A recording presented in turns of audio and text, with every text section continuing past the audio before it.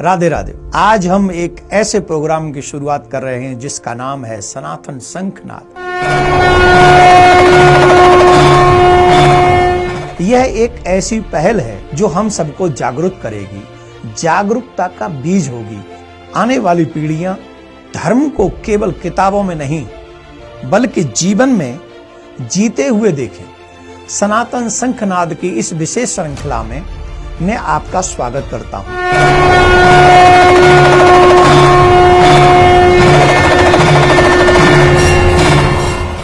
आने वाले दिनों में हम आपके साथ तार्किक और आध्यात्मिक दोनों दृष्टिकोणों से संवाद स्थापित करेंगे और उन तमाम विषयों पर जिन्हें आज के युग में अधर्मियों द्वारा विकृत किया जा रहा है। सनातन शंखनाद की यह पहल एक विशाल सनातन बोर्ड की स्थापना की दिशा में पहला कदम है और आज मुझे अत्यंत हर्ष हो रहा है कि इस पवित्र यात्रा की प्रथम कड़ी में हम प्यारे बांके बिहारी को समर्पित कर रहे हैं। आइए हम सभी मिलकर इस दिव्य यज्ञ में सहभागी बने और सनातन धर्म की गौरव गाथा को पुनः विश्व पटल पर स्थापित करें। जय श्री कृष्ण, सनातन धर्म की जय। आज हर एक और यही चर्चा है, वृंदावन में बनने वाले कॉरिडोर का भविष्य क्या होगा। गवर्नमेंट जो चाह रही है वो अपने हिसाब से चाह रही है, हम लोग अपने हिसाब से चाह रहे हैं। क्या यह विकास या परंपरा से छेड़छाड़?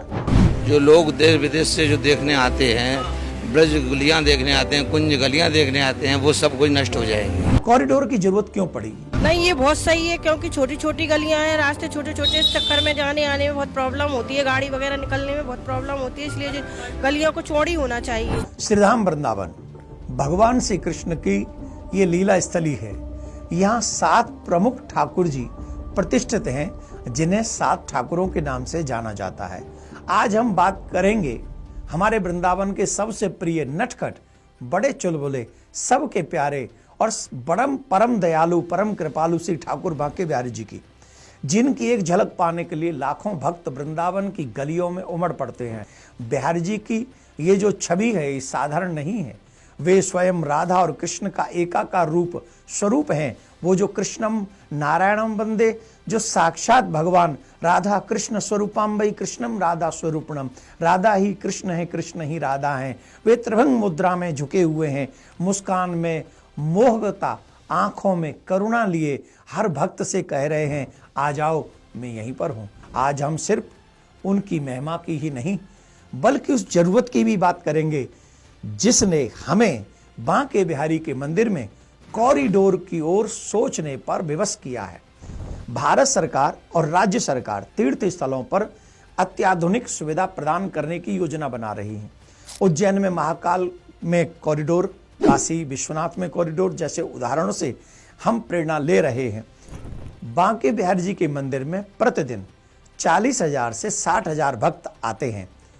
त्योहारों में जैसे जन्माष्टमी, राधाष्टमी, कार्तिक पूर्णिमा, होली का उत्सव और अक्षय तृतीया इत्यादि पर तो कोई गिनती ही नहीं कि वहां 1 लाख आएंगे कि 10 लाख आएंगे कि 5 लाख आएंगे कि 2 लाख आएंगे। ये और भी अधिक हो जाती है।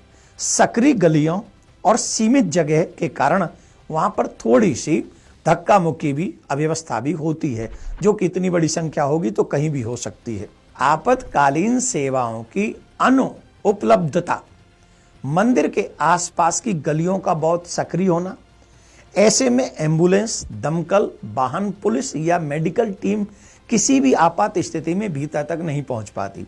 कॉरिडोर बन जाने से आपातकालीन प्रवेश निकास सुगम हो जाएगा। दर्शन और निकास की सुव्यवस्थाएं, मार्ग इस समय एक ही प्रवेश का निकास का मार्ग है, एक ही मार्ग है। एक से प्रवेश करो, दूसरे से निकल जाओ, जिससे ज्यादा भीड़ होने से उलझन और भगदड़ का खतरा बना रहता है।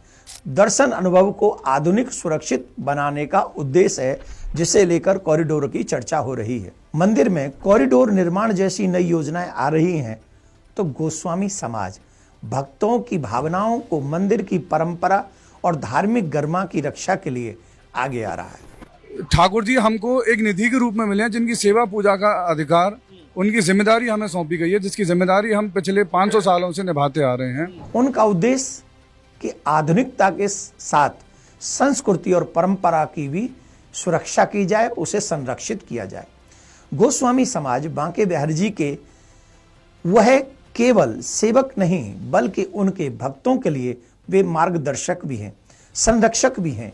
उनकी सदियों पुरानी सेवा परंपरा ने ही वृंदावन में इस मंदिर को इतनी भव्यता, इतनी दिव्यता और इतनी लोकप्रियता दी है। वृंदावन के धाम को मर्म न जाने कोई, डाल डाल और पात पे श्री राधे राधे होए।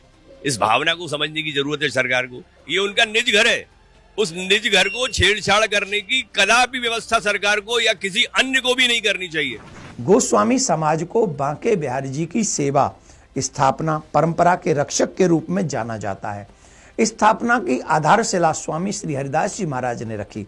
जो गोस्वामी परिवार की नींव स्वामी श्री हरिदास जी ने रखी है, जो स्वयं श्री राधा कृष्ण के अनन्य भक्त हैं और बांके बिहारी जी के प्रकट करने वाले हैं। स्वामी जी ने निधिवन में भजन पूजन करते हुए भगवान को साक्षात्कार किया था और उन्हीं की कृपा से बांके बिहारी जी जो है वहां पर उनकी भक्ति से प्रसन्न होकर वहां पर प्रकट हुए, जो कि आज हमें जिस छवि के रूप में, मूर्ति के रूप में हमको दर्शन देते हैं। मंदिर की देखरेख और निर्माण 1864 में स्वामी श्री हरिदास जी की परंपरा से जुड़े गोस्वामी जगन्नाथ जी ने श्री बांके बिहारी जी के लिए वर्तमान भव्य मंदिर का निर्माण करवाया। तब से लेकर आज तक मंदिर का पूजन, सेवा प्रबंधन व्यवस्था गोस्वामी समाज के हाथों में है।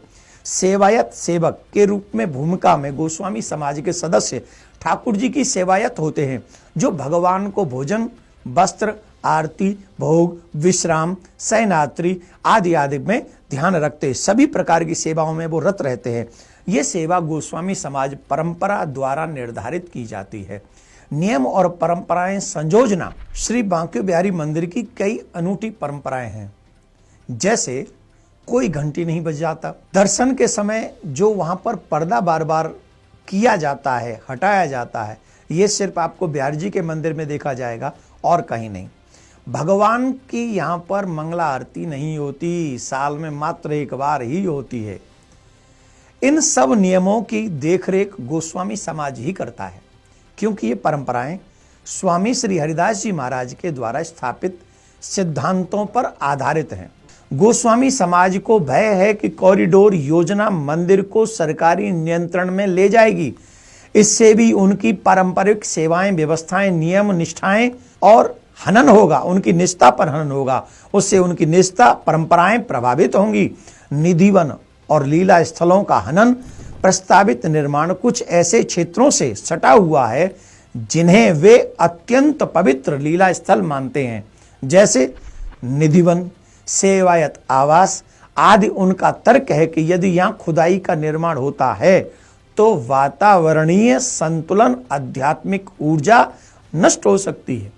बिना संवाद योजना लागू करने का आरोप।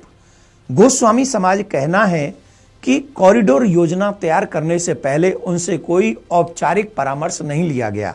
गोस्वामी समाज विकास के खिलाफ नहीं है, वे आस्था को बचाने के लिए प्रयासरत हैं। वो विकास चाहते हैं आस्था के साथ। कोर्ट में भी गोस्वामी समाज की दलीलें।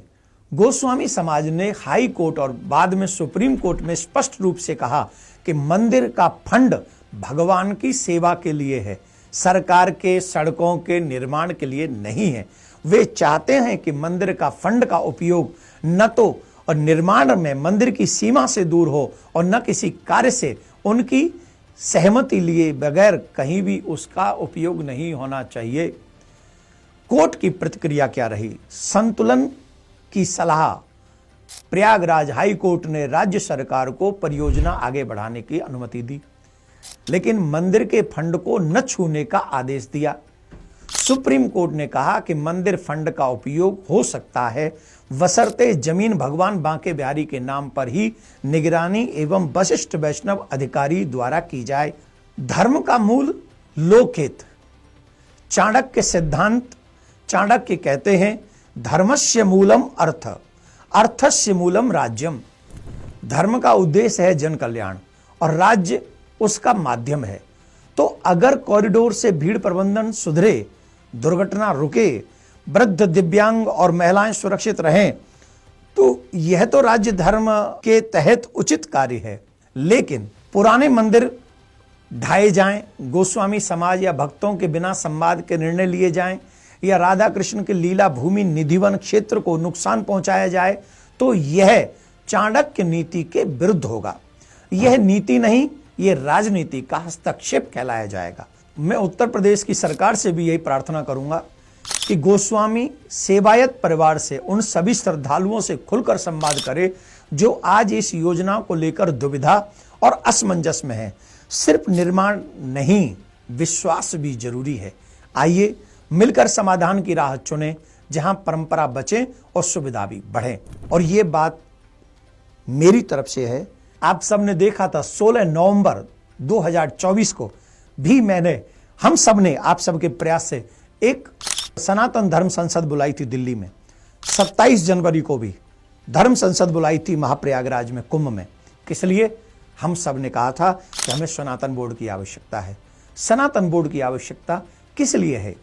इसीलिए है क्योंकि जब जब मंदिरों के अंदर हम लोग प्रवेश करेंगे, आज हमारी सरकारें हैं तो हमारे हिसाब से पदाधिकारियों को नियुक्त करेंगी, लेकिन जब कल सरकारें बदलेंगी, अधिकारी कुछ और होंगे, तब हमारे मंदिरों की सेवा का हाल क्या होगा?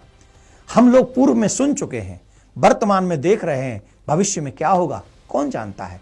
इसलिए सनातन बोर्ड का होना परम आवश्यक है। जिस मंदिर की सेवा हमारे धर्माचार्य, वहां की परंपराएं, उनके संरक्षण में चले और सभी मंदिर सरकारों से मुक्त हो।